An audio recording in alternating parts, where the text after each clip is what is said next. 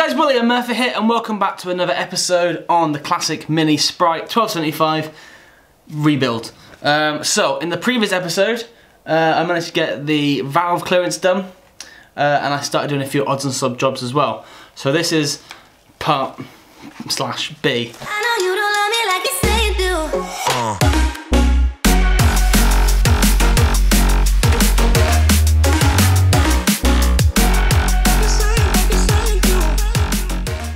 Had a bit of a hiccup where the sump plug I ordered, which was a modified one with a slightly longer spike, the actual spike snapped, so that's no good. So today I received a parcel, and this should hopefully be the last few bits I need. So inside I have a thermostat, and there's also 2 thermostat gaskets for that SPI housing. We've also got a new standard sump plug, and then in the bottom, if I can reach down that far with my chubby little fingers, I've got 2 rubber grommets to go into the bottom of the radiator. So that's hopefully the last few jobs. Let's talk, let's get cracking. And I'm going to start replacing those bushes for the radiator.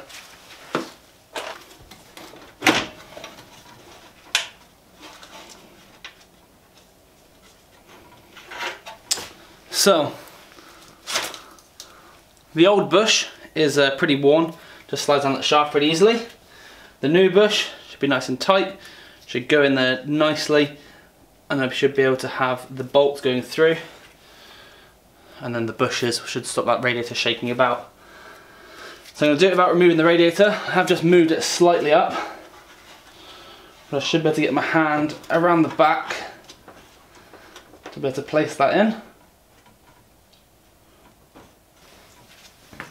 So all being well, that will stop that radiator shaking back and forth.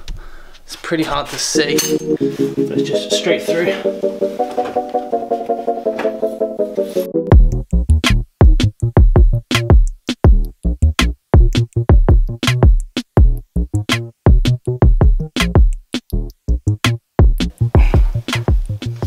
That's now in, and that back and forth movement is reduced massively.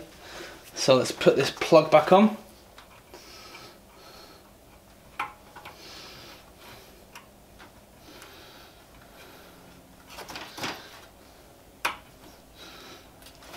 Okay. Done and done. Right. We can now move on to putting the sump plug in. So, the sump plug that I removed is here. Again, we had a really loose magnet. The sump plug that I've just bought to replace this is going to be this one here. So the magnet is ever so slightly longer, but it looks a little bit thicker, so that's quite good. And then, well, the one that they bought to replace is useless.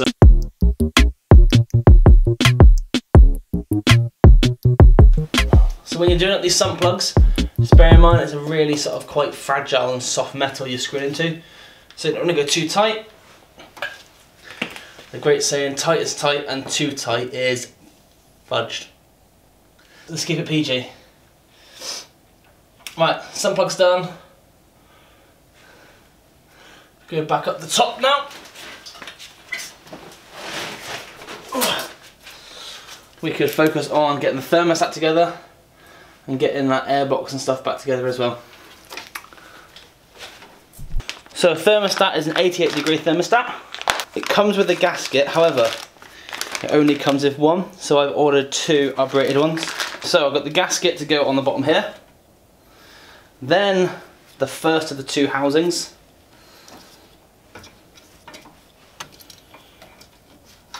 and then the thermostat, followed by another gasket, followed by the thermostat housing.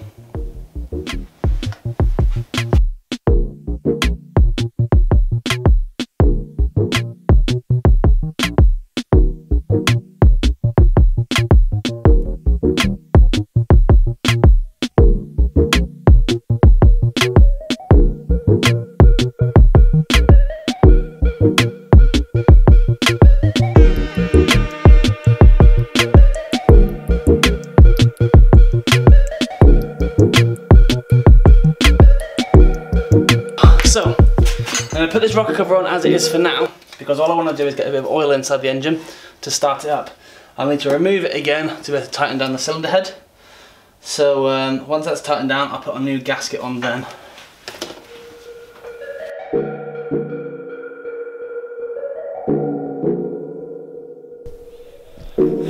Okay, so I've got some 2050 classic motor oil. I'll top that in now.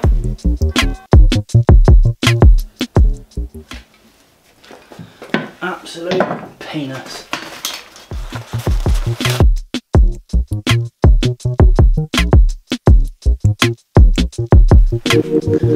Okay, now is moment of truth. I have spilled a bit of oil, so we'll smoke a little bit. And the exhaust isn't fully bolted down yet, because what I've done was I've just sort of lined the exhaust up. So the exhaust paste works in a way, as it gets hot, it kind of sets. So what I didn't want to do was put it on and make it set without actually having the exhaust fully clamped down and loaded and everything. So I've placed it up together. It's just sort of mocked up for now.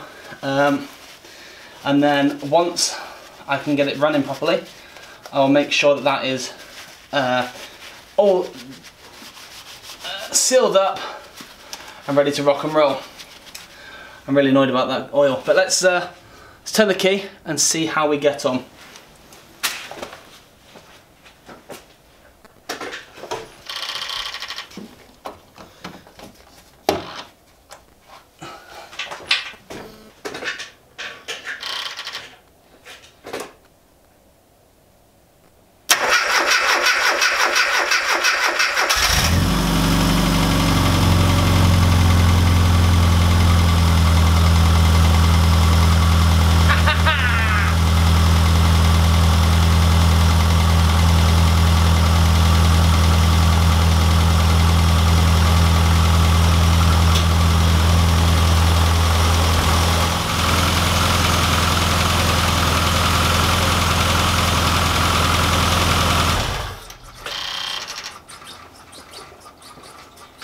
Right,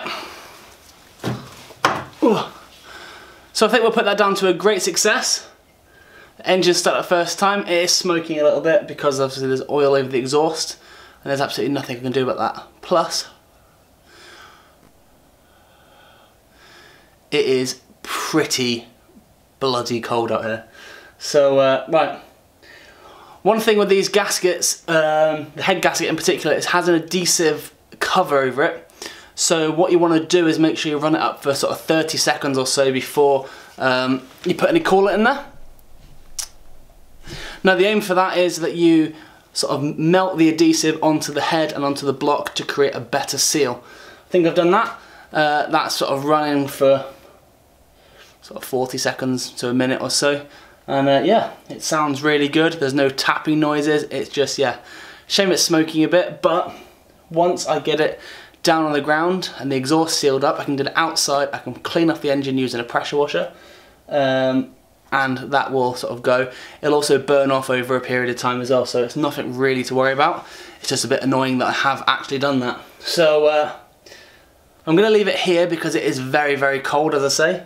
The car is now running, and I can't leave it running any longer because it's quite late and it's quite noisy.